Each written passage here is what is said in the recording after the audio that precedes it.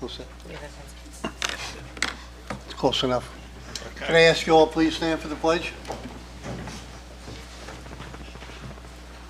Pledge allegiance to the flag of the United States of America, and to the republic for which it stands, one nation, under God, indivisible, with liberty and justice for all. Thank you. Good evening and welcome to tonight's Town Board meeting. It is February 25th, 2020.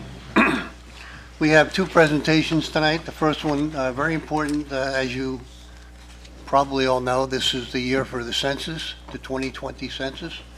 And we have Bill Brady with us from Westchester County, who's going to give us, excuse me, a little presentation on the census and what we're going to look forward to moving forward. On our website, you'll know that Amanda has put all kinds of information out there. The websites you can go to and all that to support you on any questions you may have in regards to your the census. So, Bill, I'll leave it up to you. Great. Supervisor, Town Board, thank you very much for having us here again. We were here in the fall, kind of like a kickoff, and we wanted to update you a little bit of background presentation again on the census. So Census Day is April 1st. It's coming, and I'll get a little bit into the timing about when the mailings are going to be coming out and what you're going to see and what we're hoping that really people focus on. Again, just a little civics lesson again. Census is important. As many of you know, it's mandated by the U.S. Constitution. It's used for apportionment and redistricting of political districts to help determine numbers of congresspeople in the U.S. House of Representatives, but also state legislature, county legislature as well. And what we really are trying to make sure everyone understands is that the census, it happens once every 10 years, and this count of the number of people in your community and throughout the country, it's used to distribute $880 billion a year in public funds across 2,500 programs and 26 federal agencies in education, healthcare, infrastructure, all the way down your police departments, our roads, our firefighters, hospitals, schools, all the funding that comes down from the various levels of governments counts on the census. One figure that we say is that for each uncounted person, your community loses $2,500 in federal funding a year. So all that takes is 400 people in your community not counted. You lose $1 million a year in all these various programs. So if that's only 400 people, if you got a few thousand people missing throughout a community, or several thousand throughout the county, we're losing millions and millions of dollars a year. So what's new since the last census? This is the first time that the census is going to be pushed online. You're going to get something in the mail to your residence, to your address, but they're really going to stress that you answer it online. We'll get into that. You'll still have the option to respond by mail if you're either having difficulty or if you don't answer the census, you'll be sent a form. And then later on, as in the previous censuses, census takers, enumerators will be following up door to door. So they're still going to be sending people out to follow up on people who don't respond. Another little bit of background on the left, again, the Census 2020, it's every 10 years. And the Census Bureau does other surveys, and one that may be out there that you may have heard of and that governments and a lot of people count on is the American Community Survey. So that's a survey that's sent out every month, every year, to a small sample of people across the country, and it's kind of like the long book of questions. So people may have heard that, oh, people may have said, I just answered the census a few months ago or last year. That's the American Community Survey.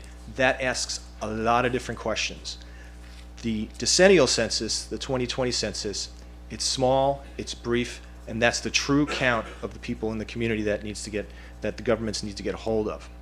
Again, only 9 questions are asked in the census about how many your housing units in vacancy. They're going to ask you questions about your age, sex, relationship, your race, and whether or not you're Hispanic origin, your tenure, which means do you own or you rent, and there is no citizenship question, which may hinder the people answering the question, even though that's not on the census this time, and we're very concerned about that. I won't go into this too much, but this is just to give you an idea about privacy concerns. When the census collects any information on you and your household and your family, that is never released to the public, your information. What is released is information from the block that you live in, literally the streets surrounding your home, or the block group, and the census tract. So this is, again, just to allay concerns about privacy and whether or not you might be able to tell any of your private information, because perhaps if there's not a lot of people in your block. But again, that's the smallest size that can be data released.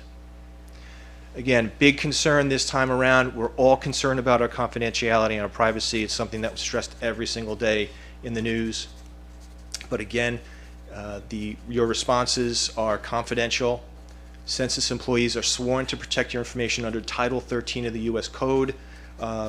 Even folks in our office who look at some data, census data, as we're preparing for the census with the municipalities, they've signed affidavits swearing that they're not going to ever, even after they leave the Census Bureau or employment, they can never ever speak of your personal information.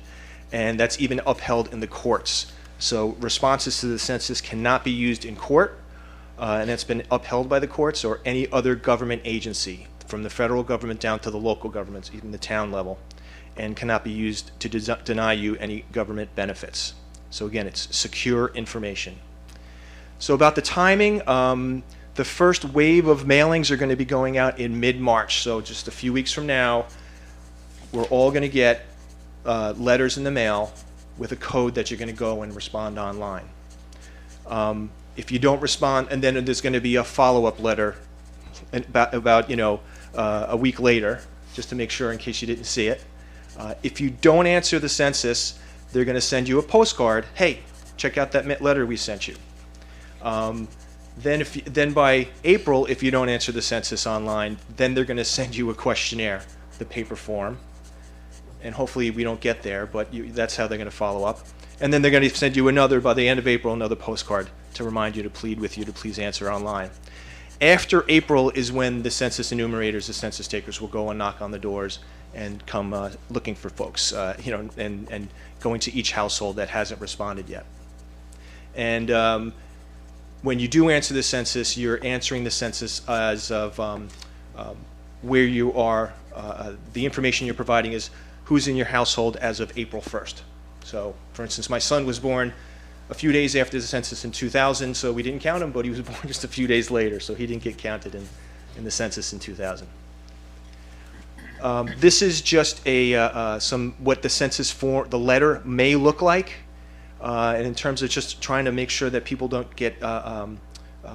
become victims of scams. There will be scams. There are already scams and frauds out there right now, making calls and sending bogus letters. So they haven't released what the actual letter will look like, because they didn't want to put out there something for someone to copy and develop a scam. So it may look something like that on the right, and you'll see that's where your census ID set of numbers will be used. They'll give you that census ID, then you're going to go online on your phone, on your computer, on your tablet, and you can answer the census directly like that. On the top, that's what the letter may look like, the envelope, and it's going to be coming from Jeffersonville, Indiana, which sounds odd, but that's the mail distribution center. So it's not coming from someplace like Washington, D.C., so just to keep an eye out for that. And here are some of the basic, when you go online, you're just typing in your 12-digit census ID. And if you don't have a census ID, you can still go online and click that, and then you can still answer the census without that ID.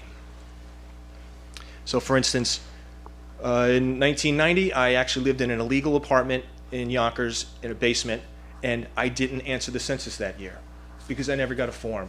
So if I had known, and I'm hoping a lot of people do understand this, you can still go online, call, and say, I'd like to answer the census, even though I didn't get that letter with my ID. You're going to give your name, and you're going to give your telephone number. And people are very sensitive about giving out their telephone numbers again. This is only to be used if the census needs to follow up and ask you any follow-up questions. It's not going to be provided to anybody else. Where folks can go for help, obviously the Census Bureau, There's telephone numbers out there. You can go to the county's website. The mailings will all have all kinds of contact information, telephone numbers for you to call. You can call United Way at just dial 211. You can visit all the libraries in Westchester County are going to be census hubs where people can go and actually get on a computer and answer the census. And there'll be people to help out at each of the libraries. You can go to senior centers. Senior centers we're going to be working with the town on having the senior centers become also census hubs where seniors can come in because many don't have access to computers. And we're developing other census hubs at many other community centers and church gathering places and things like that, even temporary census hubs where we're going to be providing tablets. So just again, a concern about scammers. The census takers, the actual real census takers, will be out between 9 a.m. and 9 p.m. So they're going to be out at night. They're going to be out over the weekends because they want to get people when they're not at work, when they're at home. Census takers will have an ID badge with their name, their photograph, Department of Commerce watermark with an expiration date. They're going to carry a census bag with the logo, looks something like that. And they're going to provide you with a letter on Census Bureau letterhead. Again, that's if you don't answer the census and the census people come around. If someone comes saying that they're with the census and they don't have these things, call the police and report them, just like you would any other scammers coming through your neighborhood. So again, what you should never be asked, again, trying to prevent scammers, you're never going to be asked for bank account numbers or credit card numbers. You're not going to be asked for your social security number as part of the census. You're not going to be asked for taxpayer ID numbers. You're not going to be asked for gift cards. That's an unfortunate big scam that we've heard about lately. So please don't provide any gift cards or any kind of money. You don't have to provide your identification. No ID is required to answer the census when they come around, if they come to ask you. So if anyone asks you for ID as part of the census, don't give that to them. Don't give out any personal information unless it's a real census taker and you're giving them the answers to the census. Don't give them passwords. Don't give them any kind of payment or donations or tips. Don't give them anything on behalf of a political party. We've heard about scams on that. Don't give them your mother's maiden name. Again, we have the New York State Attorney General's office is, again, they hear about all these scams, people posing as census takers, and they're asking all these very typical scam type questions at times. And census takers will not enter your home. You can answer the census if they come knocking for you right at your doorstep. They're not going to ask to come inside your home. And that's a very brief summary of what we're trying to get out there. I was here late last year about the importance of the summary, stressing about the importance of the census. And now we're really getting close, and we want to make sure that everyone understands, is comfortable. Again, the town of Mount Pleasant is working with us closely on reaching out to the senior population. Westchester County has a great website which kind of pulls together a lot of census information and links at westchestergov.com/census 2020. So please go there. And again, we thank the town for cooperating with the county. This is the first time we've made this kind of push because we're very concerned about it being online, people being very concerned about privacy and scammers out there. So it's really important that everyone work together and remind your neighbors to answer the census promptly. So thank you very much. Thank you. Are there any questions from either the board or any of the folks? Great. Great. Thank you.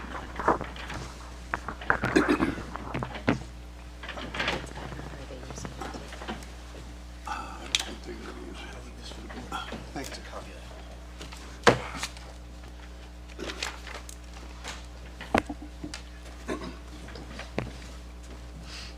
We'll leave this information on the table down here in case anybody would like it.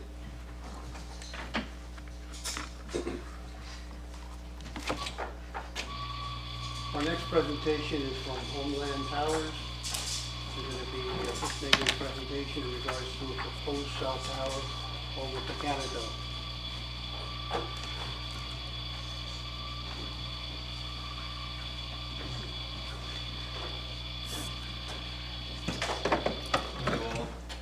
I feel very archaic now using an easel, but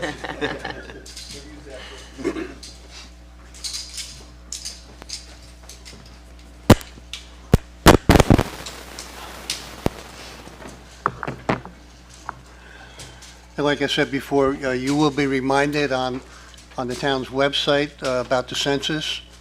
We find it to be a very important issue, especially this year, because like Bill said, it's on the it's not on a computer, which is different than people are used to.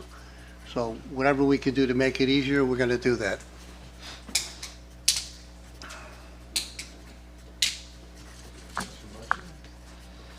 Put a lot of money in that easel, huh?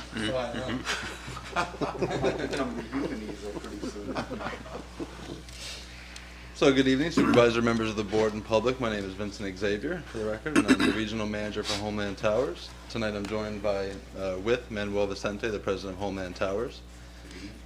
So I'm appearing before you tonight because I made a proposal to lease space on town property for the purpose of erecting a cell tower in the Botanical Hills area. My goal tonight is to briefly describe exactly where the proposed project is and kind of outline any next steps that we intend to take with your permission and answer any questions you may have. So as I said, it's in Botanical Hills. You can see the map here. The blue teardrop is the site.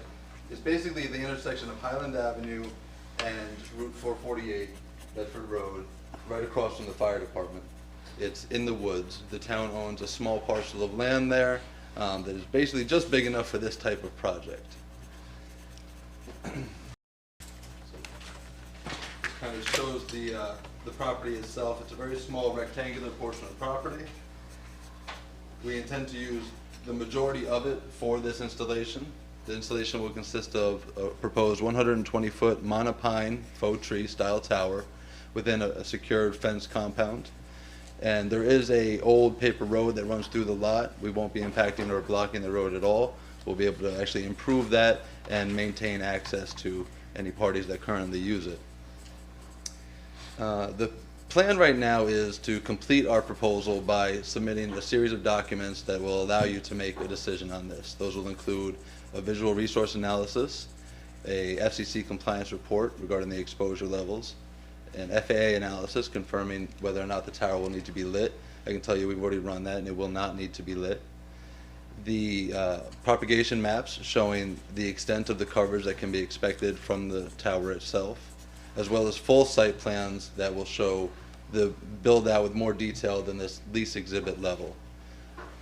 The next proposal we'll make basically is for this Saturday, we'd like to float a balloon at the property at 120 feet to give the board and the public the opportunity to see with their eyes, as opposed to just camera views, what the tower could actually look like, where it can be seen from. We're working with our environmental coordinators. We've already surveyed the property. We're completing our environmental due diligence, and we feel that floating the balloon is crucial in order to come up with a complete package for you to review. So with your agreement, if it works for you as far as your schedules, we'd like to float it this Saturday from 8 to 12 o'clock. Again, it'll be a 4-foot diameter orange balloon floated where the bottom of the balloon is at 120 feet. And we're going to have our consultants driving around, taking pictures of the balloon in order to complete the visual resource analysis. Either now or during that visit that day, we're open to any additional viewpoints you may want to ensure that we capture them from. At some of the workshops, I did pass out a viewshed map analysis, which shows the potential locations of visibility based on computer modeling, just taking into account average tree height and the structures in the area. And that looked like this. This is not completely accurate, and just because it's blue does not mean you're going to see the tower from there, either seasonally or permanently. But it just gives us a good model to say that in these areas we need to pay extra special attention to make sure we capture the photos from. So I would ask the board and any members of the public in the meantime, if there's any additional viewpoints you want to make sure we capture, we absolutely will. Once this is done and we have the package together, it's going to take us about a week to get the rest of the documents together with you. In the meantime, I'd like to work with your attorney to finalize the lease in a form that's acceptable to him for your review as well, with the goal of having all of that completed and into you by March 6th, so that we can ideally be on your next town board agenda on March 10th, so we can go through the submission that we'll make and answer any questions you may have. Whether or not you decide that that should be a public hearing or not, we could schedule that now and make that a public hearing, or we can speak that night and see how you want to move forward. Is there any other questions you may have at this time? Sure. I have a question with respect to the current service. Is it how would you characterize it? Poor, very poor, excellent? Very poor, if I had to choose. It's, you know, it's So if there- especially, So if there was an emergency, you're saying it's very poor? Yes. If there is an emergency, would it be a problem? yes. Yeah. Especially in some of the structures like the schools, any of those big old churches and things that are not just sheetrock and wood framed buildings that are dense brick or stone buildings. Those are the buildings where your coverage inside there is going to be the absolute worst.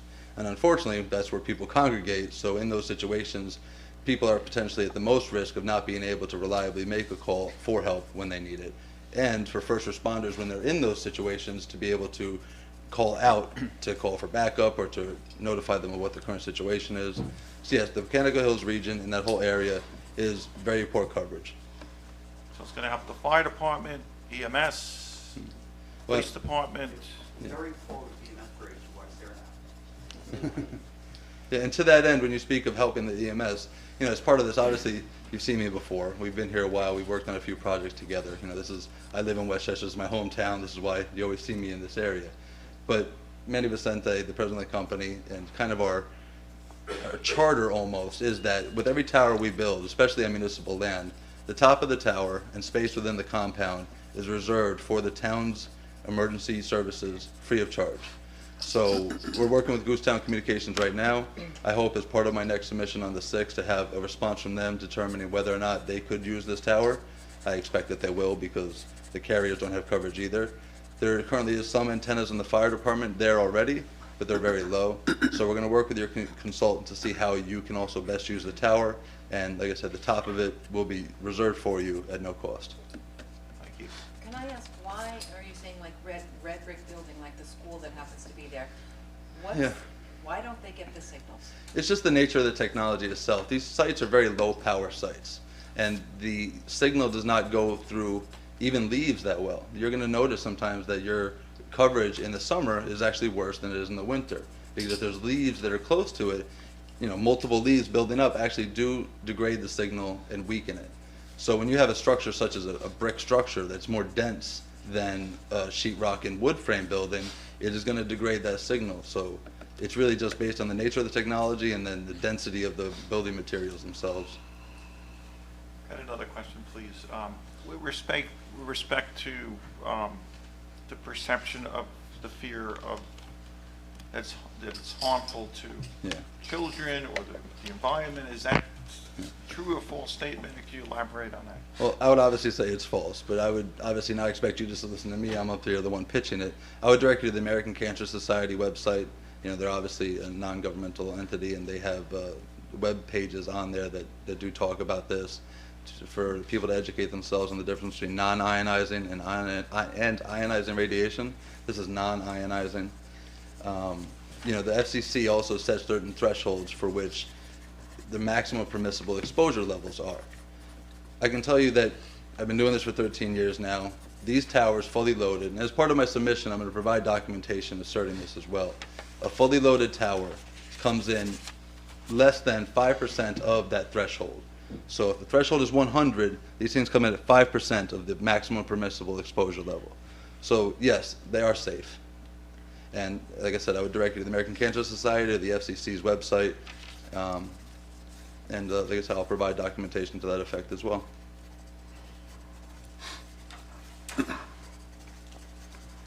Any other board members have any questions? I think they covered it. Anyone in the public here have any questions? Yes. My name's Charlie Carlson. Sir, Come on. come on. Thank you. Whoops. And if you could sign in, please.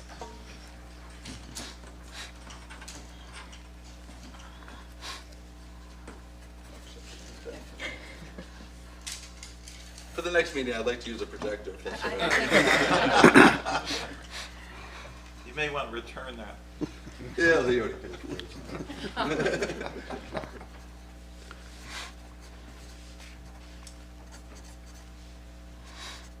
I know that the school has had, been very interested in getting something over there, And Mechanical then School announce your District. name. Yeah, we were notified when we were working on the last project that the school was in need of that. We're going to reach out to them as well.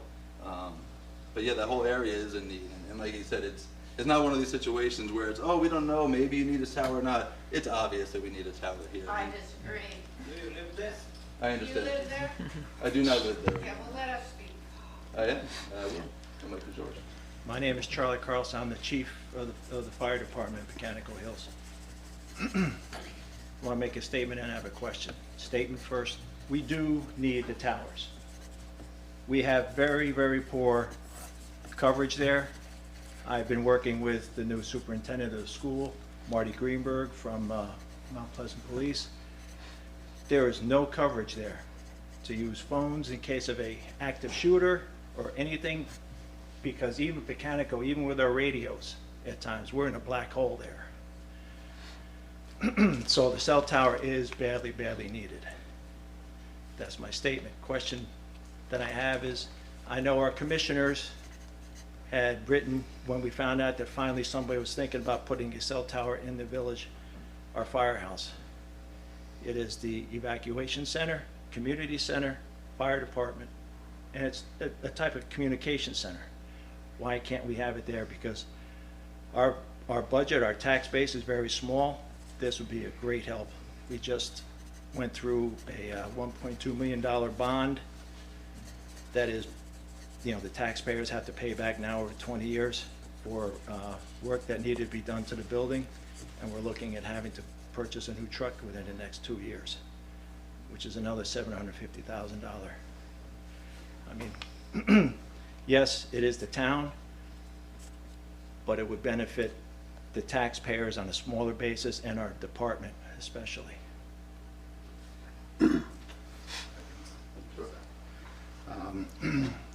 So first, I just wanted to mention that we've been looking at this area and how to cover it, improve coverage for a better part of 10 years now. And it's a very difficult area, it's a very beautiful area, and it's very difficult to find a location that, number one, is even available, and secondly, works technically to fulfill the need. So there's a few things that have to be balanced here. This property is located in a particular area where it's going to connect to surrounding sites and fill in this hole that currently exists now. And unfortunately, when you're trying to cover residential areas or areas where people use the devices, it's very difficult. You can't always cover them with sites from the outside. And we're in one of those situations here where in order to provide the coverage that's needed to the area, we have to actually site within the Mechanical Hills area. As far as space, one of the considerations where we can go is space. So the firehouse, the issue that we would see there is enough space for a foundation that could be up to 30 by 30 feet wide, and also enough space for all the equipment that the carriers have. We have the first carrier coming on here would be Verizon. We've discussed it with AT&T and T-Mobile as well. They are very interested in the site as well. So we would have to have enough ground space for all their equipment, and then for the town's public safety as well, along with the foundation for the tower. So it takes up, and if you look at the design, it does take up a lot of area. There's things we can do working with fire departments and other public safety entities. We've done sites at firehouses where in an equivalent distance where we're able to give them backup communications directly to their firehouse through some conduits. We're able to do things like that because we're in fairly close proximity here. But I think the question of being able to use the firehouse property is one of space. Well, we can't have this type of, the carriers are putting up equipment these days. Things have evolved with the different technologies from going from 2G to 3G to 4G, where we are right now. And what happens is they need to bring their radios up next to their antennas. And those radios are very heavy. So the equipment at the base these days is a lot less, probably 25% less than it was 20 years ago. They're putting it all up next to the antennas to cut down on loss. So we're putting up 3,000 pounds to 4,000 pounds sometimes of equipment at these RAD centers on the tower. That's why we need a real strong steel structure to place them on. We can't use a small Roan type of tower or a small lattice type of tower. It just won't support that kind of weight.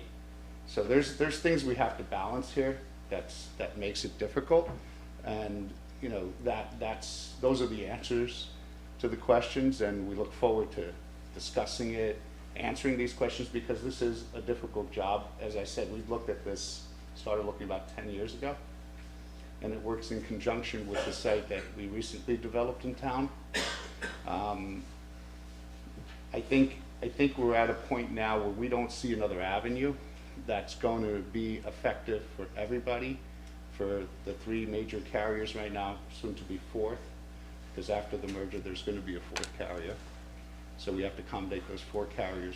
Public safety, the most pressing need, public safety, from our understanding from Goosetown, is the police department. That's the most pressing need, because the firehouse is there. They have a little bit better communications than most in the area, but we're here to try and address everyone's communication needs with one facility. And we're lucky enough, and I say this because I know not everyone is going to agree, but I've been doing this for a little bit longer than Mr. Xavier, and we're lucky enough to find a location that's suitable, that strikes all those balances. And it's not just about what it looks like, does it work? Is property available? Is it conducive to the size requirements, et cetera, that we need? So there's a lot of things to balance and consider here.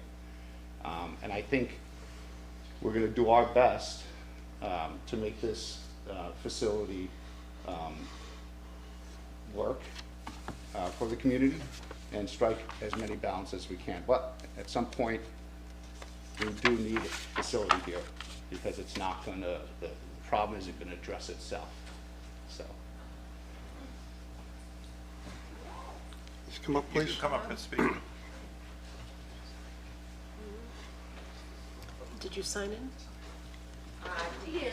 Thank you. Thank you. With all due respect, Charlie, Can you announce my your name, friend. please? My name is Susan Angston. I live across the street from the firehouse in Picantico Hills. I know where to get cell phone service if I absolutely need it. Everybody in my neighborhood knows the little pocket behind their house. We're not concerned. We're concerned about the health effects. Now, I spent the afternoon researching, and I'm just going to read from some random studies. These were put out by the Environmental Health Trust, who listed a bunch of different studies. One, from the American Academy of Pediatrics website.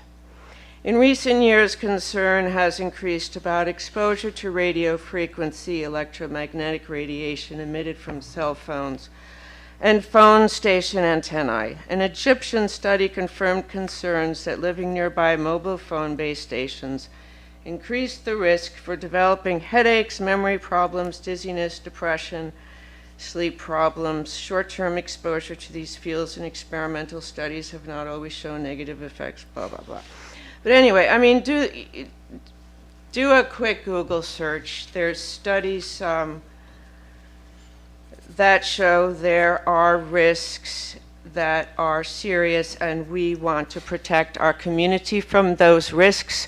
We do not feel like we are in danger by not having the best cell phone service in the area. Thank you. Anyone else wish? Yes.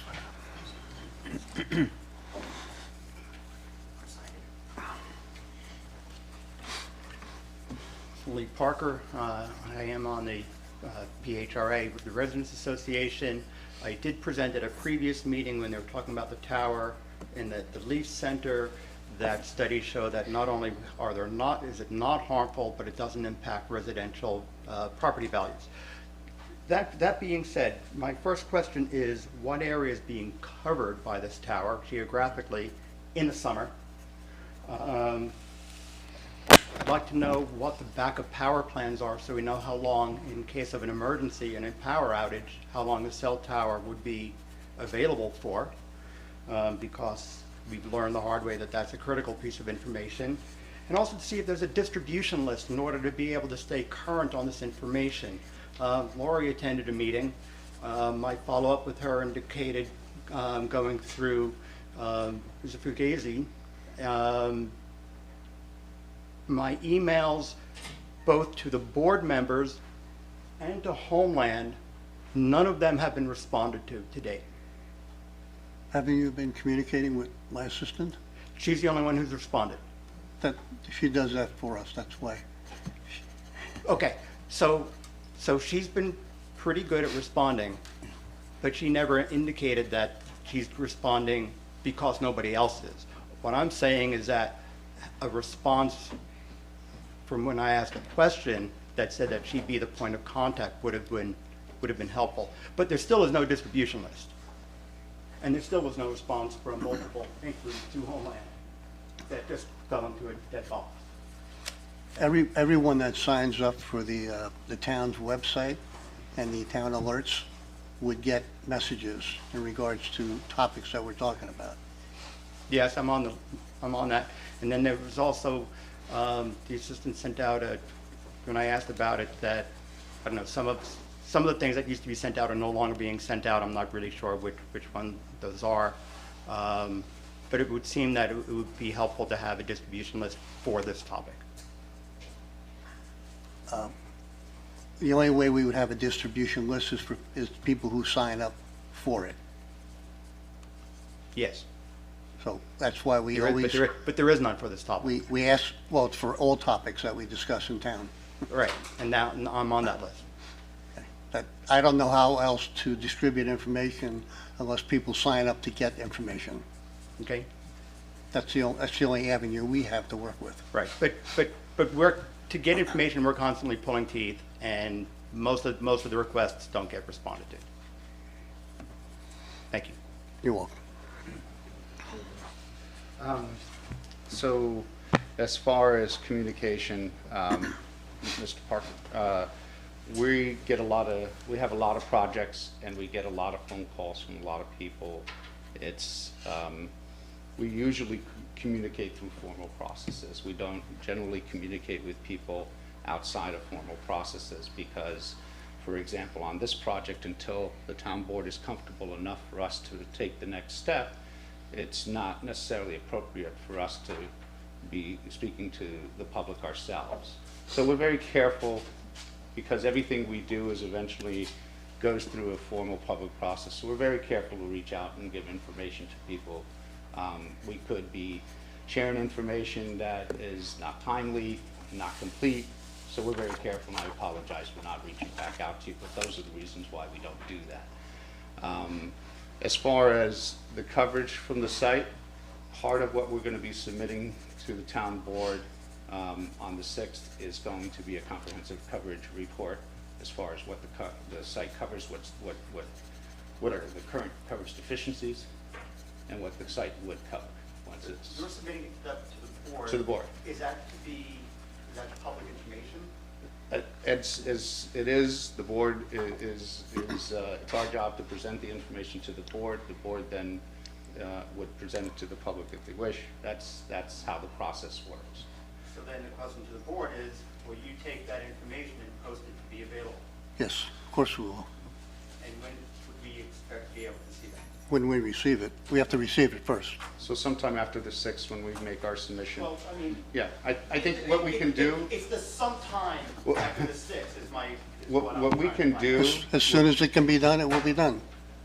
if it's okay with the supervisor, what we can do is make some extra copies to leave with your secretary so that you can actually come and see the same information that we're submitting to the The board. information online would be a whole lot easier than, we know from Cantico how easy it is. Some of these files are going to be pretty big, but we'll make extra copies available as soon as we submit it to the town for the public. We can do that. I think that practical, not as practical as getting them on your email, but I want to keep the integrity of a formal process and not start disseminating information myself, at least, Right, to but the as a public. member of the homeowners association and as our responsibility is to disseminate to the homeowners, what information is available. So you're telling me the only way to get it is to come and get a hard copy, that's fine, and I'll come and I'll get the hard copy, and then I'll scan it and send it out. But that seems to be the next If we can, process if we that would be can, necessary. if we can put it online or on a thumb drive or something for you, we'll endeavor to do that as well. I'm not sure if you had another question that I missed, but I think it was mainly the coverage and And that. then, how long would last, get what kind of backup power? Oh, the backup power. So every carrier is responsible for designing their own backup power and backup capabilities. There's a combination usually of things that they use. One is a battery backup, and then a fuel source generated backup. Whether that fuel source be diesel or propane depends on their decision making. They use both. They tend to use propane in Westchester more than diesel, just because we live in a watershed and there's always the concern of a spill, even though they're in contained tubs and it's very rare. Even so, out of abundance of caution, they usually do propane. But there is generally two potential backup power sources. The carriers will make that decision for themselves on a site-by-site basis, but they will each have some sort of redundant power source. But we can't dictate that to them. And the public safety would generally have some sort of backup power source as well. In your experience, where do you find the backup power requirements that they're looking for? Verizon has the most stringent standards. They have a backup generator at every single site with a fuel source. If they decide to have an additional backup battery source, that on some sites they do, so they're very particular about backing up their sites. AT&T does a fairly good job and generally also has a generator backup at every one of their sites. T-Mobile is the one where we're not so certain. It's a site-by-site decision and we can't really dictate it. So, but the power backup expectation is minimally 3 hours max, probably get about 9, 11 hours depending on the size of your fuel source. Once carriers do lose power, they go into a operational mode to make sure that these facilities are refueled and visited to maintain them. So obviously we don't do that all the time. We don't have to. It would be very expensive, but when there's an emergency, that's the protocol they go into. So that's how it's done. Yes, sir.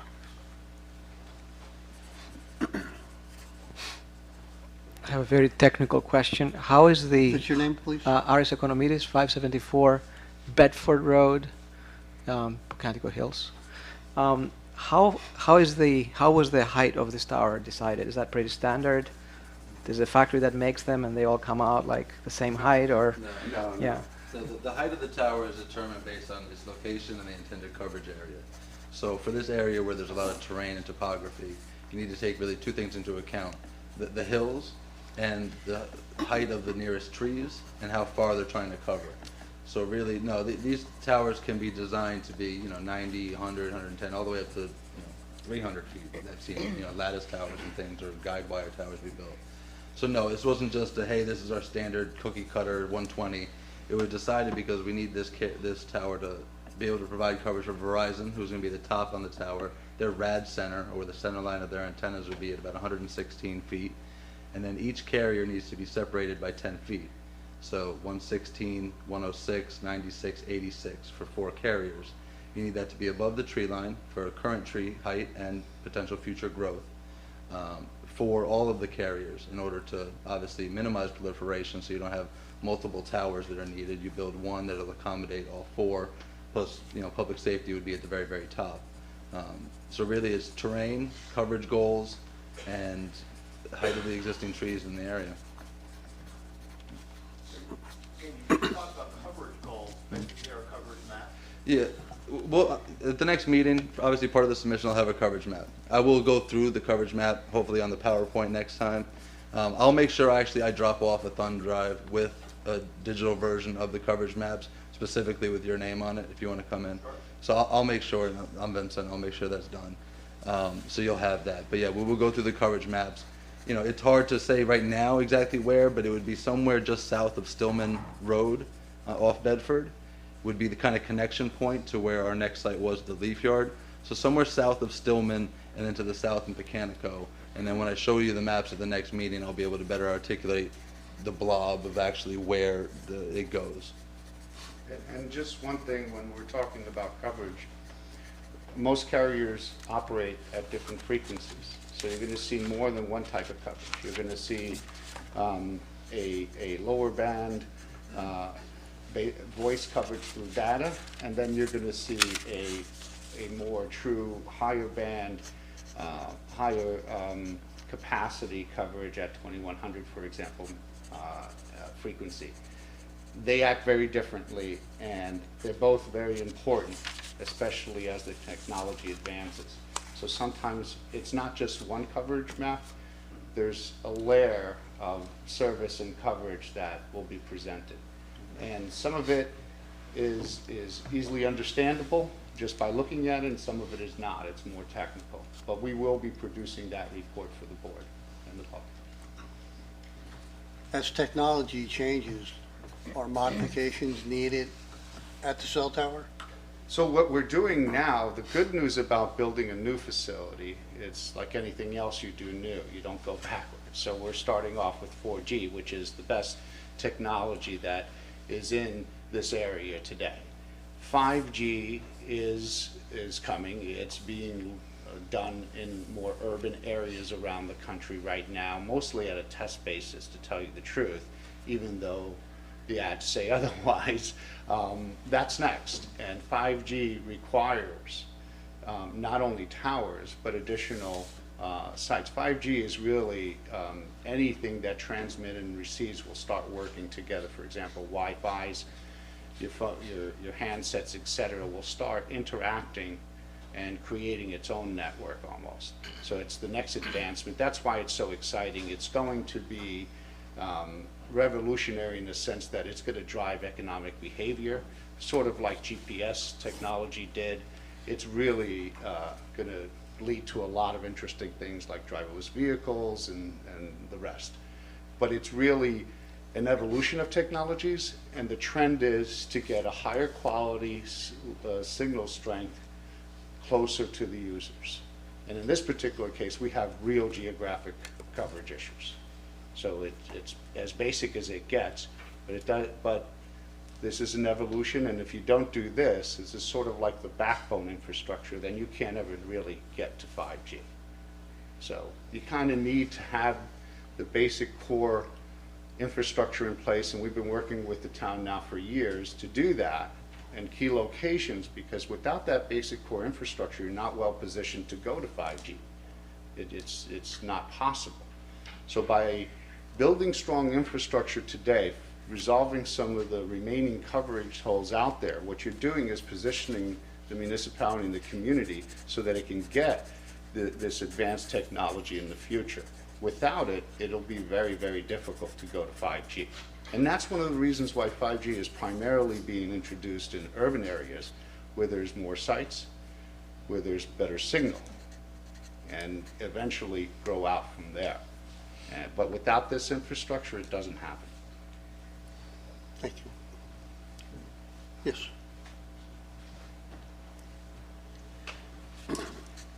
Mark Fonte, 54 Willard Avenue in Pecanico Hills. You said the tower is 120 feet tall? Yes. Okay. My question is, what is the clear distance from the existing trees to the top? Do you have to maintain a clear distance? Like this will be, is it 50 feet above the existing trees, or what is the distance that you need to maintain? At 120 feet, you figure the average tree is 70 feet right now. You also do take into account future tree growth. You know, this is hopefully going to be over the next 40 years. It's probably grow another 10 feet after that. Right now, it would be about 50 feet above the trees. So potentially between, at all times, it would probably be about 40 feet taller than anything else in the existing areas. Well, other than the hill that it rests upon, because what's nice about this site versus other sites that are more in the roads, this one is tucked up into the woods and there's a hill behind it. So it's not like it's gonna stick up on a ridge line and you're gonna be able to see it against a sky background. People that are driving down Bedford Road, when you're looking at it, you're gonna have a forest behind it. And the fact that we're designing this right from the get-go as a Mount Pine, we really feel aesthetically this is going to be the best spot and the best design to camouflage it as much as possible. Obviously, we can't make them invisible yet, but as far as sighting, I think this is the ideal location because, yes, it's going to be taller than the trees, but it's not going to be taller than the mountain behind it. And I'm sorry, you said this Saturday will be a balloon at 120 feet. So we will see the balloon will be at the highest point this ever will be. Yes. So it'll give the neighborhood a feel for what everything looks like. Yes. Yeah. And one of the things that I always tell people, you know, until we do the full visual analysis, because what we do, the balloon is going to move. It doesn't, depending, hopefully we don't have a windy day and it stays as still as possible. But if it's windy, it's going to move a little bit. It gives you a perspective of where you can see it from. But when we do the visual resource analysis, the actual simulations that we do is going to be computer generated based on actual coordinates, you know, surveyed coordinates. So that report is actually going to be a better indication of what it's going to look like in the field. And we're going to take photos from all the major public areas, the roads and the streets, etc. Until you do this full analysis, you really don't know where you're going to see it from where you're not. Sometimes we're very surprised. Sometimes we're like, oh boy, you can see it right from here, you know, and a lot of it. Sometimes you think you're going to see it and you see maybe 10 feet of it. So until we do, that's why it's important to do this report, this balloon test on Saturday, so that we can give a sense to the public of location, where it is, height, and then be able to finalize our VRE package, which I think is really the definitive study on visibility. Thank you. Thank you. I would imagine the balloon would probably be more visible than the finished tower would be. And it's intended to be that way. It's intended to stand out this way. The person going around taking the pictures isn't trying to find like a green balloon. Right. In my experience, yes, the balloon does stand out. And also in my experience, the tower itself, once it's there for a little while, doesn't stand out as much as you think either, because either you get used to it or, you know, it's something you see out of the side of your eye. Generally, you're driving down Bedford Road, you're not going to be staring at it for that long. But yeah, I do believe the balloon is actually going to be more visible, especially since the fact that it is going to move in the wind. The human mind and eye is trained to see movement. So it's going to catch your eye more than I think a tree design blended in with the backdrop actually would. Thank you.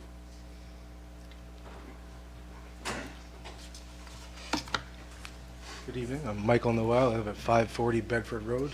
So my house, I can walk out my front door and I can basically see right across from where this is going to go. I measured it. It's probably like 375 feet from my front door. I have small kids, so this is a little too close to home for me. So I understand. So when I moved in, I had no cell service. Then I got a Wi-Fi calling phone, and so I'm able to make my phone calls and text messages. My wife is at home right now. She's texting me. So we do have service if you have a Wi-Fi phone. Now, when the power goes out and we don't have Wi-Fi, that becomes the tricky part, where you don't have service. But the funny part too is, in my house, I can turn off my Wi-Fi, and I can pick up signal. If I turn my Wi-Fi on, that signal kind of disappears. So we do have shreds of signal. I understand it's an issue. It's actually, with no service, it is somewhat liberating to not have to deal with phone calls and stuff like that. But like I said, it's a little too close to home for me and for most of the people who live like in the back of me and along Bedford Road. And you know, if these guys were looking at this for 10 years, so in 10 years you only came up with one site, you couldn't have site A, B, C, D, and have the people in the neighborhood kind of pick a spot that would be best for all, right? Because this is the only spot. You're telling me that this is the only spot in all the Rockefeller Park, people of the state of New York owned land. There's town properties, little piece of town properties. I know, I'm an engineer, I know how to read the maps and everything. So I would like to see other spots and what the coverage will be for that, not just this spot, which is a stone throw from my house and my neighbors. So I would appreciate kind of town board not pursuing this too quickly, because we haven't had service in years and years and years. So I don't know if anybody here in Pecanigo is like rushing to have cell phone service, but we should take a little deeper look at location for this thing and maybe come up with a couple of different locations that we can all kind of agree on. So that's what I have. This isn't the only site that we have looked at. We have discussed quite a few different areas. Yeah, I think Vincent will also be putting together an alternative site analysis, and it's a very difficult area to find a property, and like I said, it's not just finding a property. We did look at other town properties that the town owns in the area, and they didn't work. So, for different reasons. So it is not the only thing we looked at, and I can tell you earnestly that we did look at this for 10 years, and I know we had meetings going back telling the town we wanted to address the issue. We've had meetings with their public safety folks as well. There aren't a lot of options. There is a lot of territory, yes, but someone has to make it available to us to lease long-term for this purpose, and it technically has to work. So it's not that easy, and after looking that long, I know it kind of doesn't seem like you couldn't find anything else. No, we couldn't, and we're prepared to document to the board, because some of you have been around a while and know of our efforts, document what else we did look at. And I think we wouldn't be here right now, because all these facilities and decisions are difficult to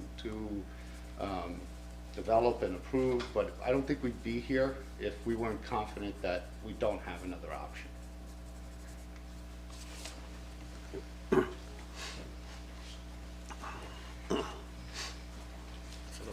Arvidas. I live 532 Bedford Road, right across from fire department. So basically the tower would be in our, like Mark said, our neighbor, basically right there. We have 3 kids. And this guy is telling that it's basically no health risk, absolutely no health risk. I want you to answer me straight. Yes. No health?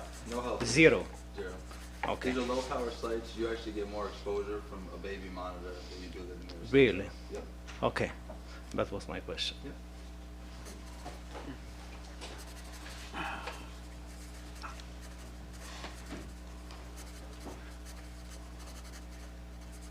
R.S. Economides, 574 Bedford Road, Pocándico Hills, New York. Just following up on the question about sites, can you give us a sort of a rough number of how many different sites you considered? Did you look at 5 sites, 3 other sites, 2 other sites, 25 other sites? Sure. I looked at every site and every property in Pecanico Hills. If somebody has another property that they think is available and better, and you want to present it to us, I'll look at it. As long as it's available, constructible, in a location that'll meet the needs, I will look at it. I went through the GIS, I looked at every single spot. Yes, there's a lot of parkland here. You can't just go on and build on a park without the underlying owner being willing to do so, and it has to be in a good spot. You know, they're not going to let us put this at Stone Barns, for example. I didn't see Stone Barns offering their space or anything like that. So yes, I understand that it seems like, yeah, there's a lot of wooded area, you can put it everywhere. But I did look at every GIS parcel here. If I missed something, please tell me. If you're an interested landlord and you want to offer your property, present it to us, and I'll consider it, and we will look at it, and we will diligently and honestly evaluate it. But as far as a location that is the least intrusive means to remedy an existing gap in service, I confidently stand before you and tell you I think this is it. Essentially located to Pecanico Hills, off the Bedford Road, tucked away into the woods, as opposed to, with all due respect, the fire department, is going to actually be more centrally located closer to Bedford, and it's going to be more visible. I think this is the best spot. If I'm wrong, and somebody has another property, you know, please tell me. I'm sorry, I'm not saying you're wrong. No, I'm just speaking in general, because people... Just an idea, right? Yeah. So, for example, in my work, Yeah. I do experiments. Yeah. If my boss asks me, why did this fail? Yeah. I'll tell him I tried 55 different times, I did this different things. This is what failed, this is what worked. But there's a number to it. I can actually show him how many different experiments I did, when I did them, and what the results look like. Well, I can tell you that the experiment, as I would do it, from a scientific method perspective, I'm looking at a property, I look at a lot, and see, is there space on that lot to put the tower? No, then I'm gonna immediately discount it. So there, that's gone, that would be one of your experiments. And I did that throughout these. No, I'm not gonna be able to tell you a number, it was 72 different lots. I can tell you we did investigate another town property to the north a little bit. It had underground water pipes and things like that, and it wouldn't work from a coverage perspective because it wouldn't get further south. I did look at sites. This was not just, hey, we found this one site, let's just go. When we come here, I want to be able to confidently stand before you and say, I think this is the best site. Otherwise, I can't go to him and say, I think this is a worthwhile application to bring. Yeah, So I think we're prepared to present that to the board in an alternative site analysis, like I said. And I think what Vincent's comment back to the public is, like, Vincent's worked on this for 10 years himself, and he's looked at all the parcels. And I think what Vincent is saying to you, if you don't believe that we looked at this for that long and couldn't find anything else, then what I always say to folks, and this is what Vincent's saying, show us a property that is available, we'll evaluate it if it works. We don't think it exists. If it does, present it to us and we'll evaluate it. But I think after 10 years, we are very limited. And that's what we're trying to communicate. It's not really an argument. If there is another property that people think is better suited, present it to us, we'll evaluate. I don't think there is, because we've looked for 10 years, but maybe we missed something. Well, I'm sorry, again, maybe you're misunderstanding my question. The nature of my question is, Excuse me, can you come up front, because it's not right for people at home, they can't hear you. I'm sorry. Just to be clear, I was not trying to put you on the spot. All I was asking is, out of curiosity, frankly, did you look at 10 other properties and say, this looked good, oh, but the landowner doesn't want to lease it to us. This looks pretty good. Oh my God, there's water pipes, and I can't put that thing there because I'm going to have to move the water pipes, and that's going to cost another $500,000 or $2 million. I don't know. That's what I'm asking. You look at 5 others, and you exclude them for different reasons. You look at 50 others, or it was 1 other, and that was it. That's that ballpark. No. A ballpark, plus or minus 50, and the answer's 100. I looked at every lot. I looked through the GIS. Okay, there's a church here. There's no room on the property. It's not going to go there. This property is a small residential lot. It's not going to go there. So yes, I did look at other lots. They were discounted for those reasons. And so, yes. I think the way to do this is to present the information to the board and the public. We cannot have this kind of dialogue. It's not productive. We've told you what we've experienced, what we've looked at. We're going to present the information to the board. I don't want to continue this conversation like that. It's not appropriate. You guys are about to make a ton of money with this. Excuse me, you have a statement you'd like to make? Yes, I do. Please come up here. This gentleman was next, though. Are you on mic? no, please go right ahead. I mean, it's like the cigarette companies many years ago telling us cigarettes were safe. I'm sorry, but I don't, you guys are about to make a lot of money, and how much are you paying the town for this piece of property? How much? We'll give you those details when we find out. We're not at that point This is yet. a profit-making endeavor. I mean, the people that live close to this proposed tower, the people I've spoken to that have small children and are aware of the studies that indicate there are risks, numerous risks to our health. How far away from a house is this located? In India, you're not allowed to have these towers close to schools or residences, neither in Chile. And I mean, do I have to leave you a pile of studies now about this thing? No. I mean, you got We've been pile working of studies about the leaf We've blower been working on incident. cell towers for many years here. And, Yeah, well, there's and as a matter of fact, any finances that come from the tower go back to the taxpayers. It goes into the town budget. which yeah, I'm sure. I'm aware of that. helps all taxpayers. Well, how far away from the school is it, and from the nearest house? I don't have the distances right now, but I can make sure at the next meeting. You don't have the distances from the house, and you know there are studies out there that say these are dangerous to human health. And and that they're not supposed to be closer than 300 meters to a residence. I don't know how you can. I would just refer you back to the American Cancer Society and the FCC. Look, they're known for their bias studies too. Okay, independent studies are hard to find these days. I understand. Yeah. Well. Yes, sir.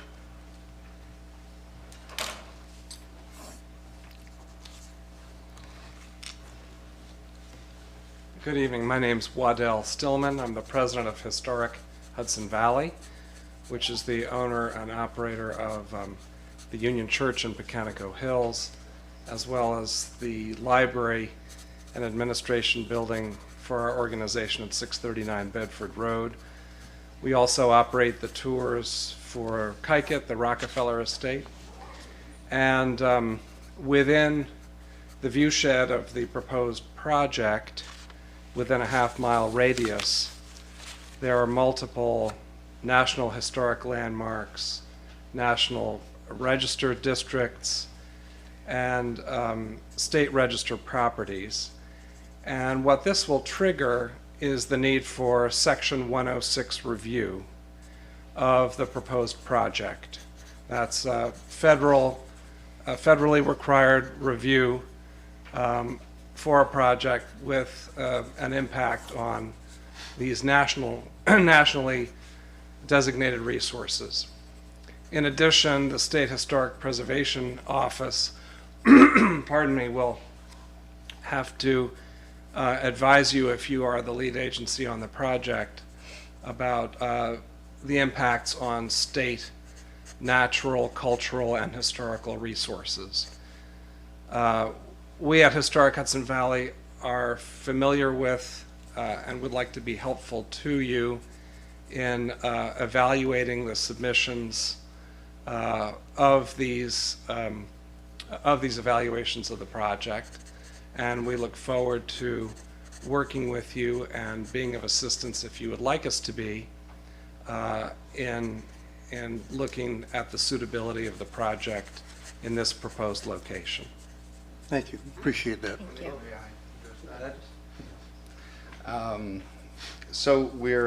Thank you very much. We are started our Section 106 review process, and we're actually asking a historian to be on site Saturday for the balloon test as well, and we would like to very much work with you and interact with you through that process. It's just started recently, and we wanted to get this. That's another main reason why we wanted to do this balloon float and this test and finish a VRE, so that when we submit additional paperwork through that process, that we had as much information as possible available to SHPO and other organizations that are going to review the Section 106 review process. And if your organization wants to be part of that and wants to assist us in doing that, we can get you in touch with our environmental vendors who are conducting that review right now.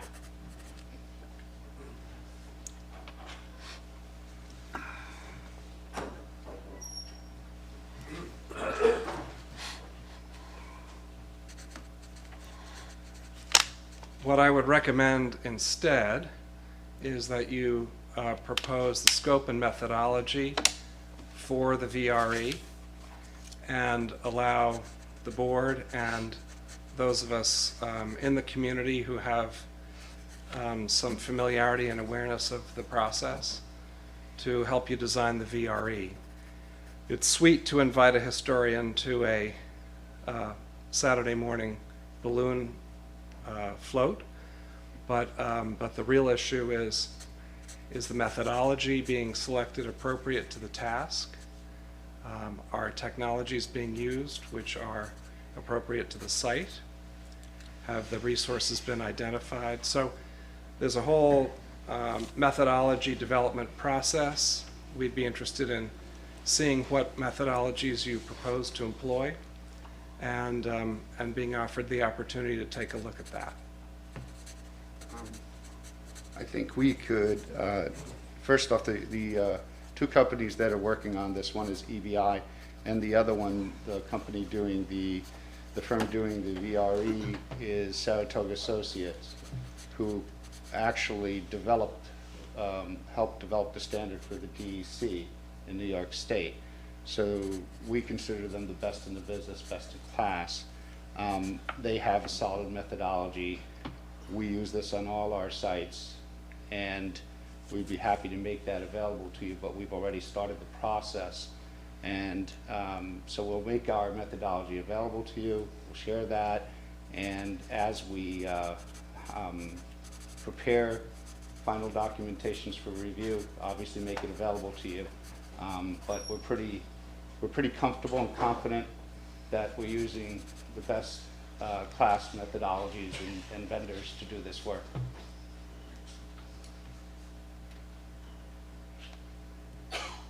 Anyone else?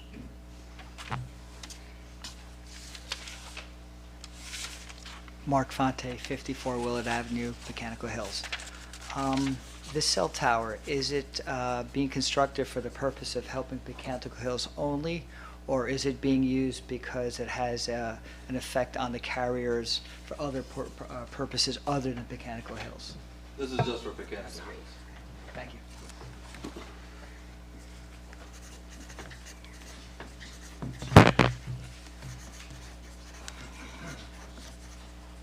Again, Charlie Carlson, Chief of the Mechanical Hills Fire Department. I can't stress enough, communication for first responders is critical. Yes, we have our cars, we have our radios, but when we're away from the cars, fighting a fire, trying to pull somebody out from a car, or whatever else we're doing, our portables sometimes are not enough. This is what we have. Modern technology. It helps us. It is a very vital tool. I had my eyes opened up when I had the meeting after I became chief and the new superintendent to the school came in, with the superintendent, the principal, Lieutenant Greenberg. School lockdowns.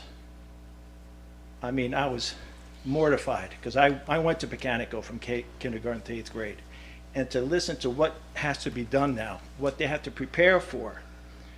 And if a classroom is locked down, the teachers, they don't have landlines in all the classrooms.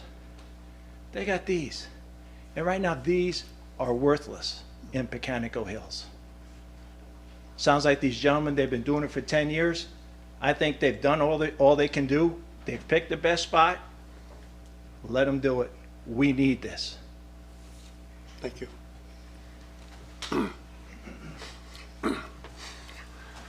Thank you, gentlemen. Look forward to getting the additional information. Thank you very much. Thanks. Need a motion call? If you do have any No. additional viewpoints before Saturday, let me know. Otherwise, you can just give us a call. We'll be on site that day, and you can identify any additional points. So we will be comprehensive. And residents are always welcome to send an email to us, and we can forward that information, those questions to you. Thank you. Thank you. Thank you.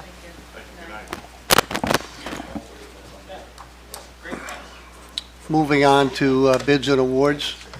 Award prepared meals bid for the Mount Pleasant Nutrition Program to Giona's Kitchen.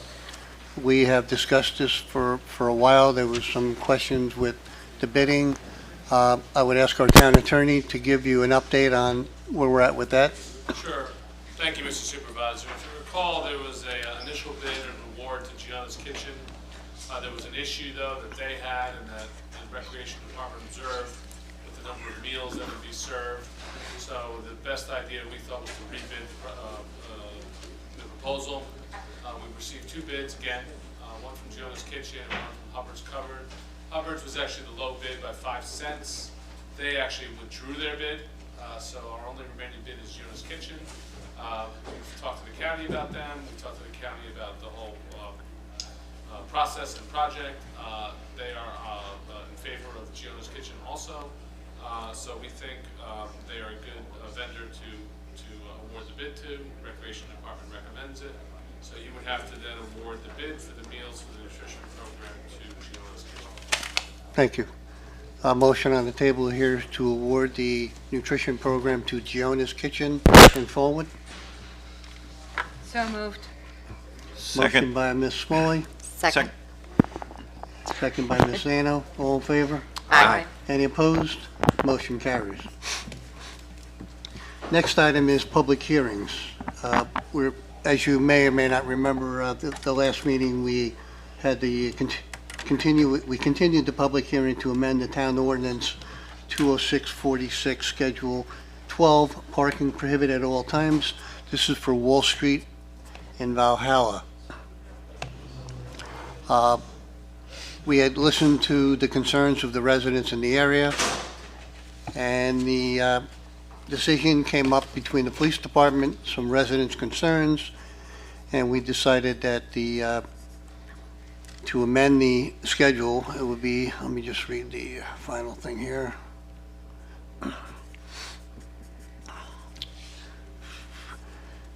Wall Street, originally it was for both sides, from Lakeview Avenue to Leroy Avenue. We decided that it would be only on, I think it was at one side, or Yeah, it was on just on the, is this the one that's on the one side only now? the Wall Street? No, I may be both sides, because that's a very narrow road, and I think I think we were talking cars about were, Broad Street was the one we were right. talking about. Wall Street, there would be, I guess, no parking on either side. Yeah, I don't think there was any comments from the public last Not time on Wall Street, no. Yeah. So this would carry over like it was originally proposed, that the Wall Street, there would be no parking on both sides from Lakeview to Leroy Avenue.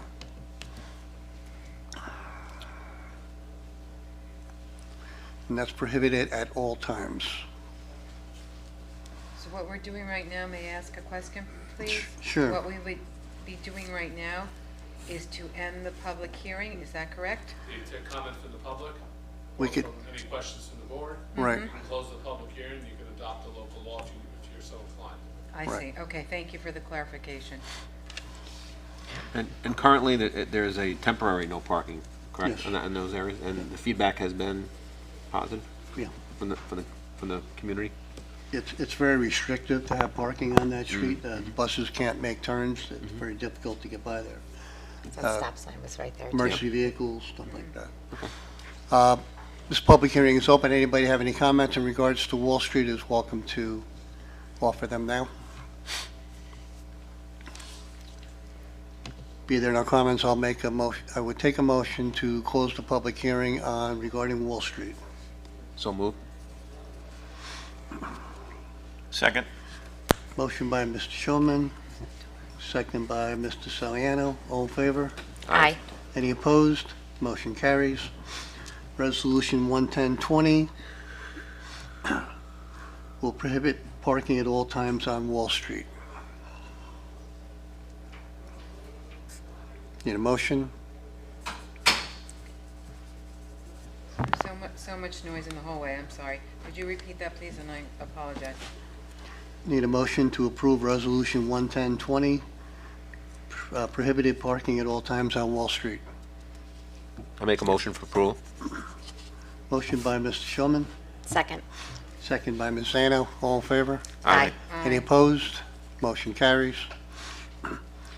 Next item is continuation of a public hearing to amend Town Ordinance 20649, Schedule 15, permit parking only, parking prohibited certain hours on Broad Street. This also, we received comments from the residents in the area. We had discussions with our police department and traffic and safety, and the decision was basically like a trial period, that start with the south side, the no parking on the south side, and see how that works. I think it was between two streets, do we have that on the Novus, the two streets, Mr. Supervisor? Yeah. Just don't have it in front of me. This is on Broad Street. I got it here. Memorial. Memorial to Brighton. Yes, Memorial Drive to Brighton Avenue. 7 a.m. to 4 p.m., school days only. And we would do this on a test basis for now. And if it works out, then we'll make it, the signs will be permanent. But signs will be going up, eliminating the parking on the one side. School days So- only. School days only. So currently, right now, it's on the north side of Broad Street, Okay. 7 a.m. to 4 p.m., school days only, from Mhm. Memorial west for 110 feet. I believe, I don't have it in front of me, I believe it's going to change to the south side from Memorial to Brighton. Right, 7 a.m. to 4 p.m., 7 to 4 school p.m. days only. Yes. They're going to switch sides and have it from the same time frame, but a Do- larger area. Okay, so in the resolution, or, yes, what we decide this evening, does the language that it's a trial period have to be in there? Well, we don't It's have not- it to be a law. This is a law, but things can always be amended. If we find that there's some challenges with that, we can always readdress this Okay, in the I see, future. I We understand. want to pass a law for, see how it works. If Right. it change- If there's a problem, the public has an issue, they should come to you. If the police have an issue, obviously they'll come to you. This seems to have satisfied a lot of concerns. Okay. I think initially they were looking at no parking on either side of Broad, between, That is. yeah. That was the initial notice, the Yes. initial proposal. Right. I spoke to the principal today, and she's very thankful that we're not prohibiting it entirely, and understands the need that that road is narrow, and an emergency vehicle, a school bus, has a very difficult time getting down. Yeah. So to keep it on one side, she's very thankful for that, so. What does that mean for on Broad from Memorial to Brookline? Is the parking going to remain there just on the one side? There's no change to To, that. to that area? Okay. No.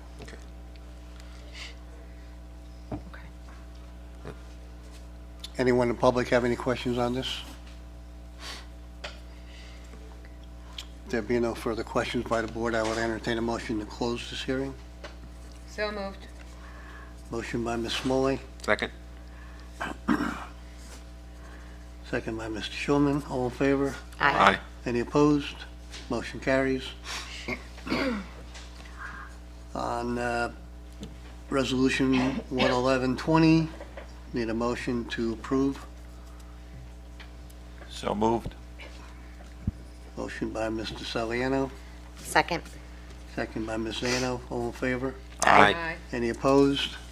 Motion carries. Thank you. Moving on to the supervisor's report.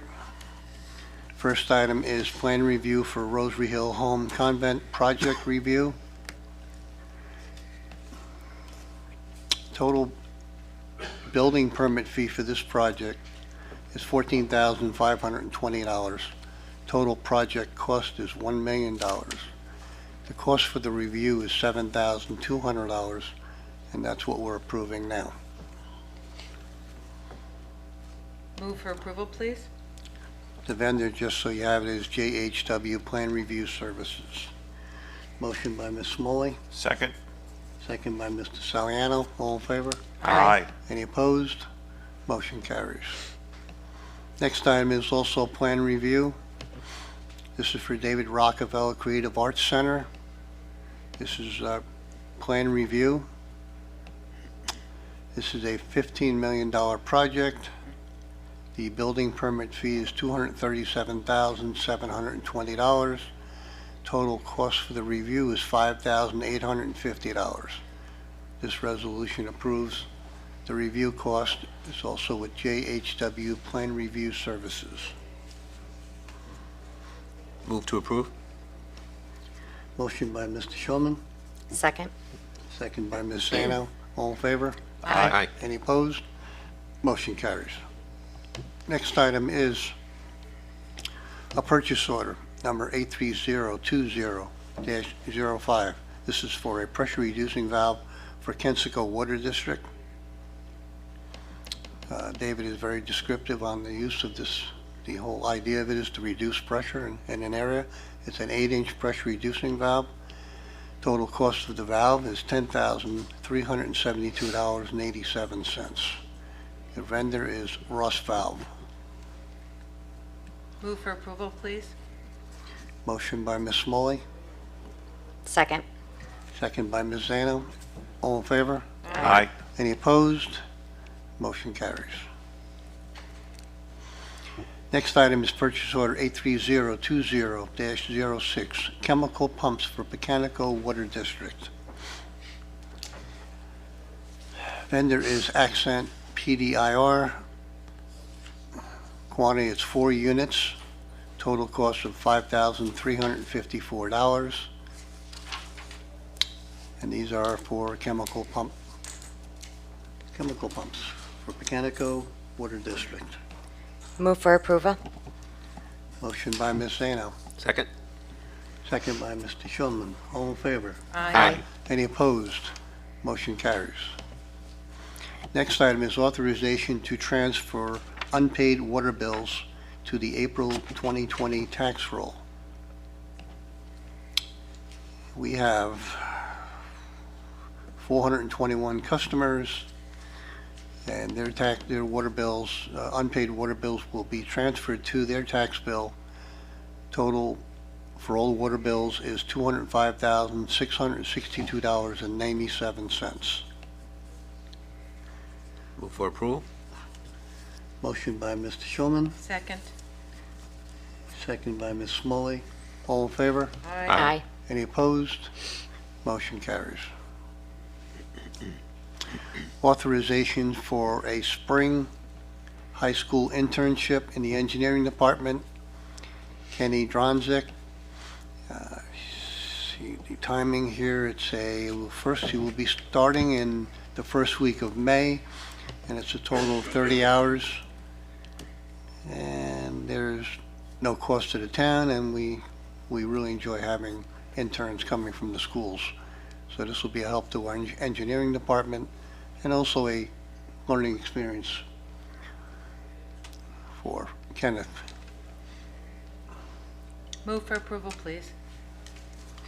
Motion by Ms. Smalley, Second. second by Mr. Saliano. All in favor? Aye. Any opposed? Motion carries. Next item is authorization for Jim Timmings, our assessor, to renew appraisal license and approval of educational courses. State license fee of $530. Educational fees that are required is $199.99 for 7 hours. FHA handbook rules, $125.99. Couldn't believe they couldn't round that out. Residential construction, $125.99, and those are also 7 hours. So this will allow Jim Timmings to maintain his license, which also allows us to gain access to a multiple listing service, which is very important for the assessor's office to get the information to do comparables. So this will authorize Jim Timmings to move forward with this licensing. I move for approval, please. Motion by Mr. Saliano, Second? second by Mr. Schulman. All in favor? Aye. Any opposed? Motion carries.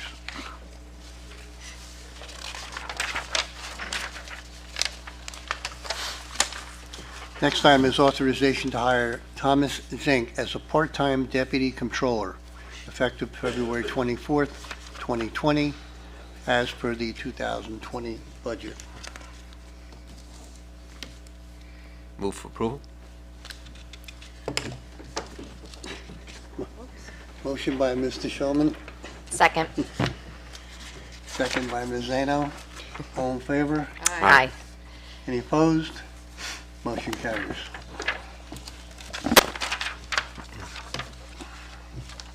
Next item is authorization to request the Assembly to reintroduce the hotel motel tax legislation for the town of Mount Pleasant, per the request of Assemblyman Tom Abenati. As you may or may not remember, we had made this request last year. Unfortunately, the governor decided to deny it. So we are going through this process. The Assembly would want to make sure that the town board was all on board with this. So this resolution will notify the Assembly that this town board is definitely unanimously in favor of moving forward with this legislation. Move for approval? Motion by Ms. Thano, Second. second by Ms. Smalley. All in favor? Aye. Any opposed? Motion carries. We have our receiver of taxes report. Just for some informational purposes, we have an opening on the Recreation Commission, so we will welcome any resumes for people who are interested in being on that commission. On the town website, there is a section in there for employment opportunities that people are welcome to go to and see what opportunities may be available for the town. It is on the left side of the home page. Moving on, we go to business from the floor. Anyone wish to speak to the town board on issues is welcome to do so at this time.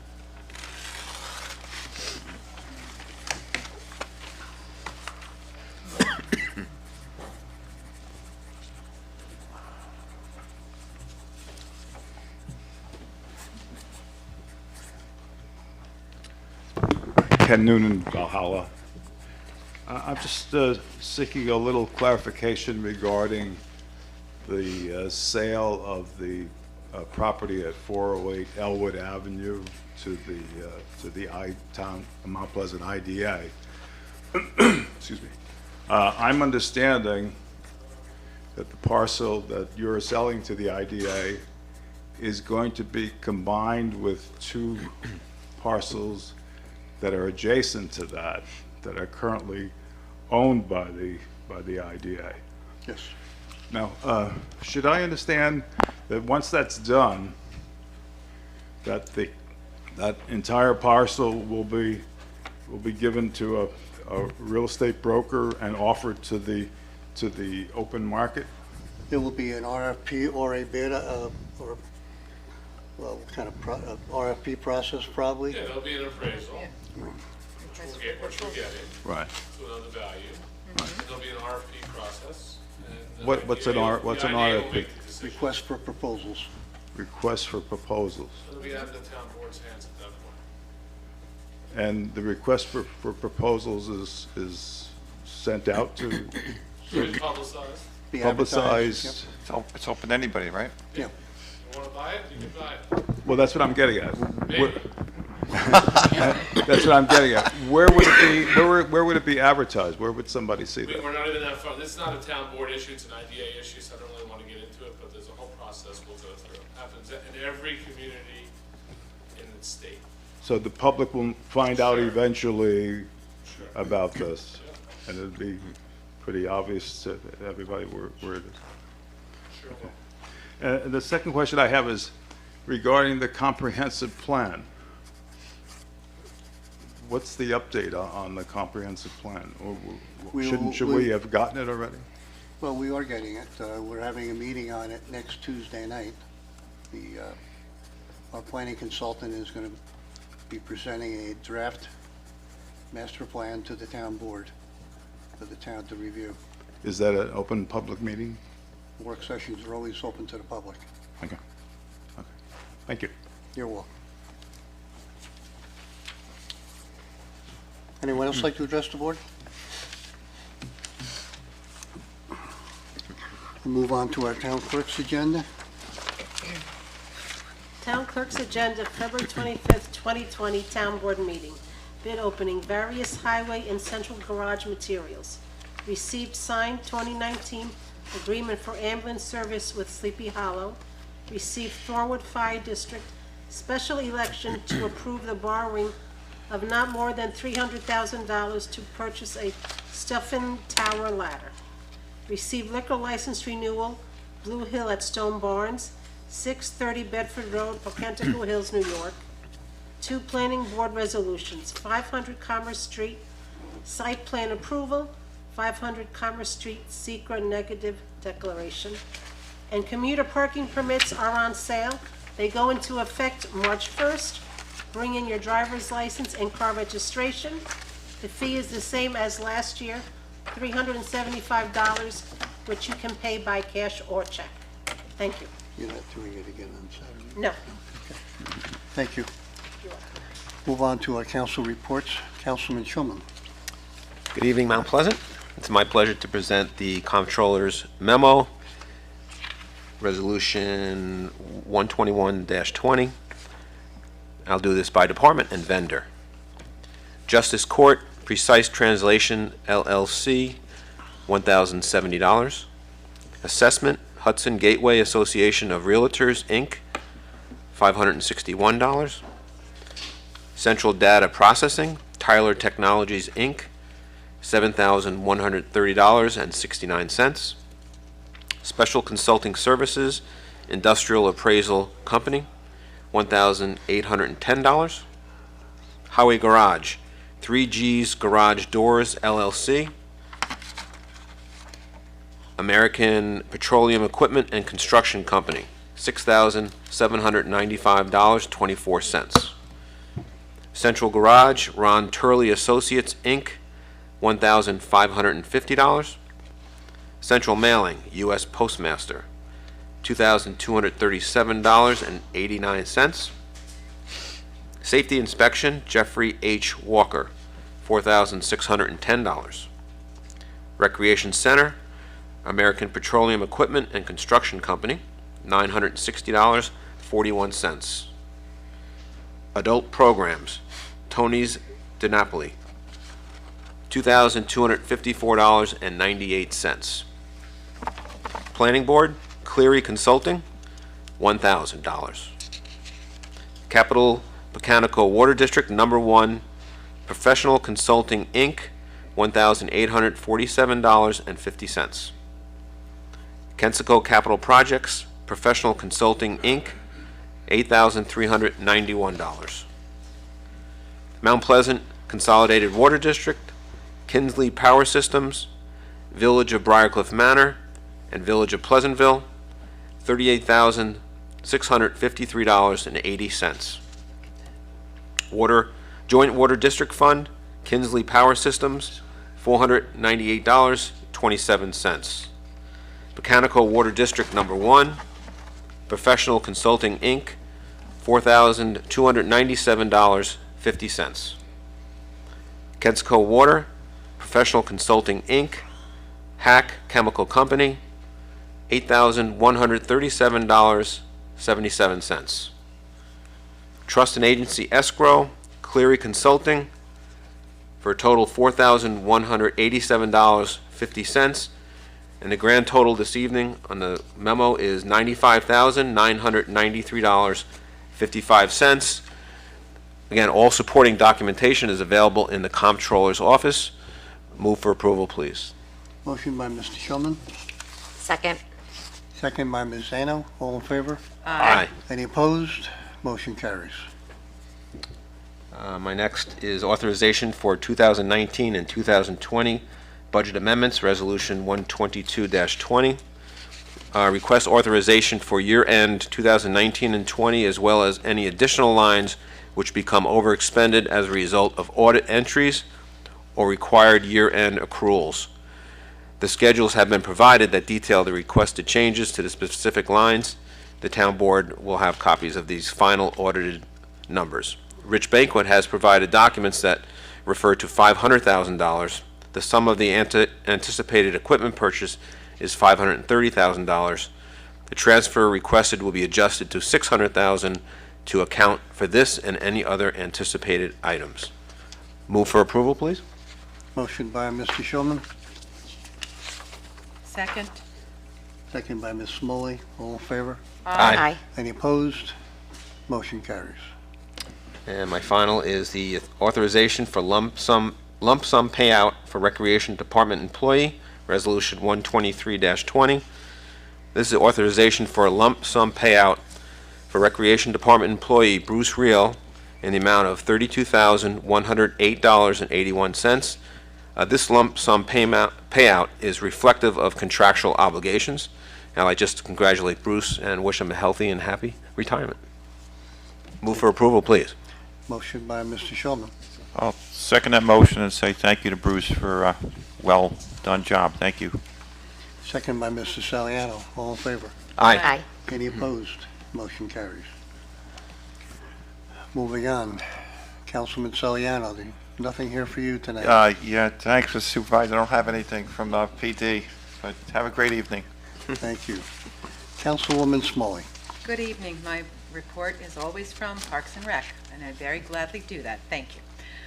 The purchase order 70-20-19, authorization for Recreation Department training on credit card system. We're requesting this training. It would include 2 days of on-site training by Vermont Systems. The recreation staff, including Angela Portanova, Jackie Abate, Elizabeth Lynn Salato, Danielle Fairweather, and Christopher Madera, will be a part of the training. The training will allow our staff to be fully trained in the online registration and the website design. The training will be charged to several budget lines that are listed on the Recreation Department budget.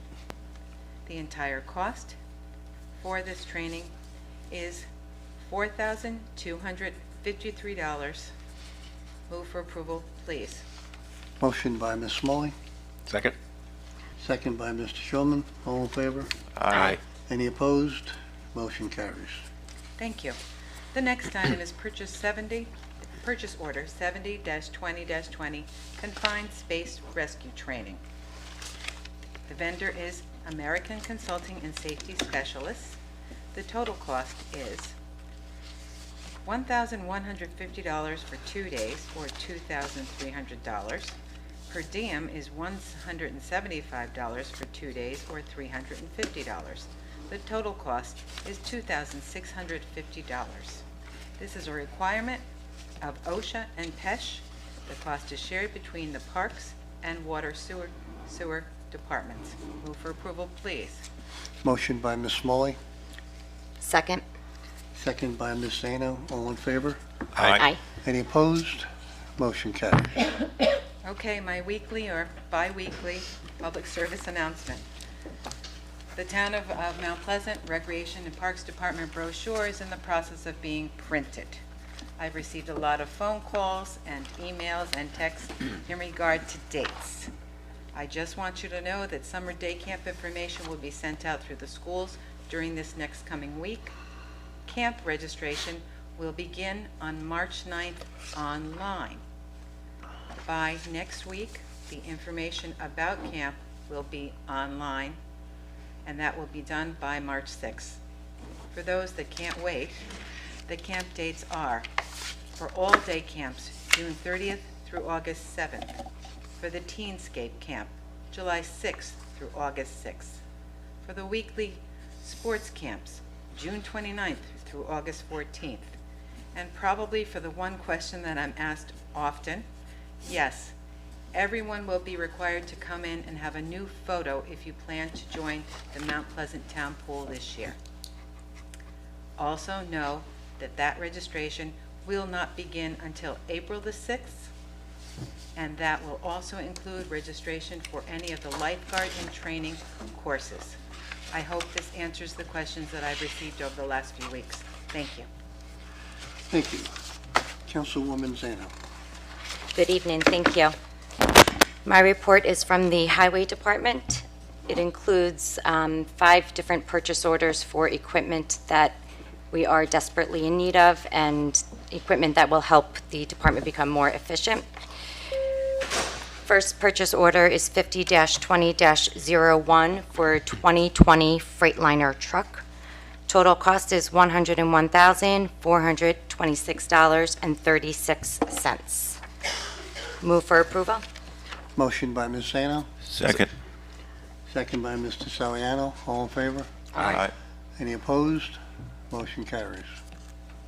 Second is purchase order 50-20-02 for a 2020 John Deere long arm mower. This will help them cut the brush alongside the roads in a more efficient and quicker manner. Total cost for this is $128,563. Move for approval. Motion by Ms. Zano, Second? second by Mr. Schulman. All in favor? Aye. Any opposed? Motion carries. Next is purchase order 50-20-03. This is for a new bucket truck.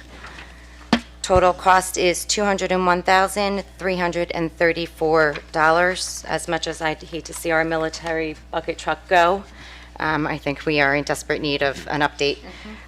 So I move for approval. I don't think it meets the new requirements. The new requirements. Yes. I'll second that, please. Motion by Ms. Zano, second by Mr. Saliano. All in favor? Aye. Any opposed? Motion carries.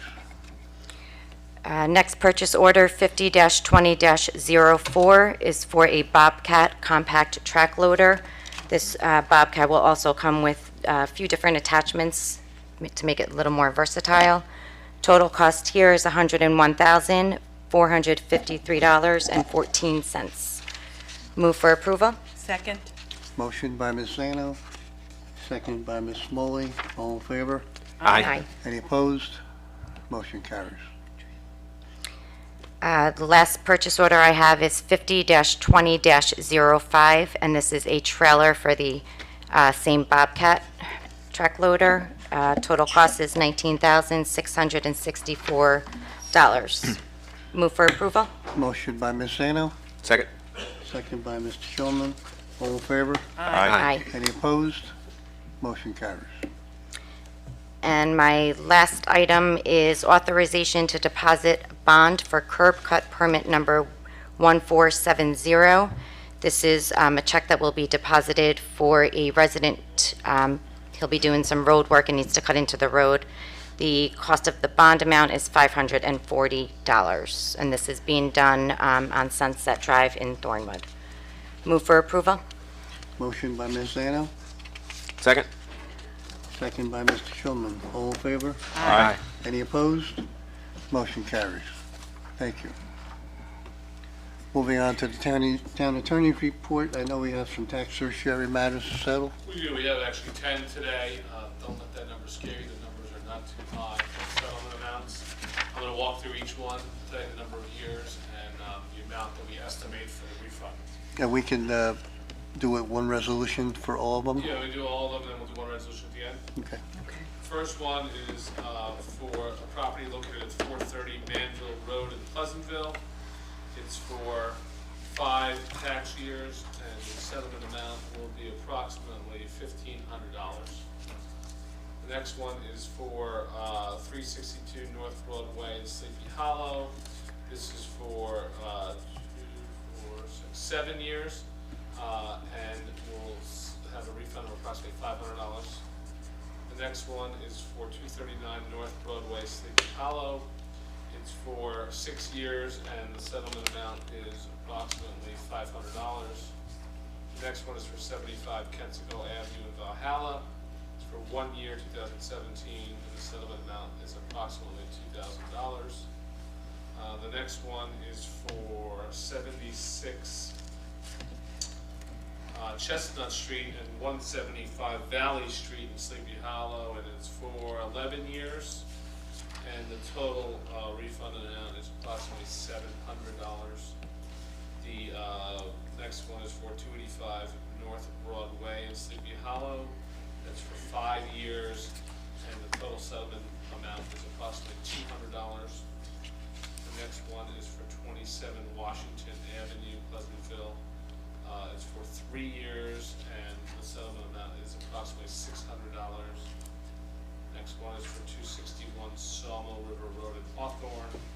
It's for 9 years and has an estimated settlement amount of $40,000. The next one is for 250 Lakeview Avenue in Valhalla for 2 years. It's approximately $3,000. The final one is for 178 Beekman Avenue, Sleepy Hollow. It's for 5 years, and it is for an approximate refund of $500. I'm sorry, 6 years. Approximate estimated refund of $500. These were all negotiated between me and my firm and the Petitioners Council. Petitioners bring tax certiorari claims. It's alleging that their assessments are too high. These are all before the Supreme Court in Westchester County.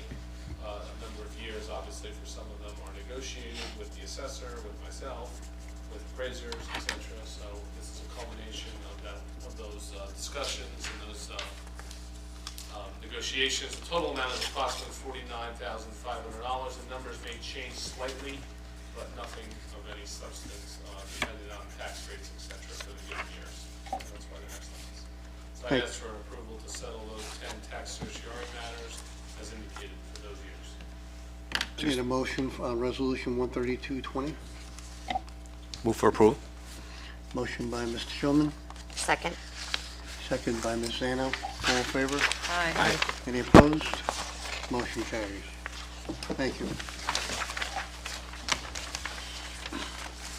Last item is our schedule of meetings. Work session Tuesday, March 3rd, 7 p.m. Business session Tuesday, March 10th at 8 p.m. Did have, just in regards to the 2020 census, on March 10th, there will be an open house. More information will follow. It will be from 6:30 to 8 p.m. before a town board meeting. Residents are welcome to come here. There'll be information provided on the census for anybody who has any questions or needs some literature pertaining to the census. We'll be here to give that to you. If there be no further business, I would entertain a motion to adjourn. So moved. Motion by Mr. Saliano, Second. second by Ms. Smalley. Meeting adjourned. Thank you. Thank you.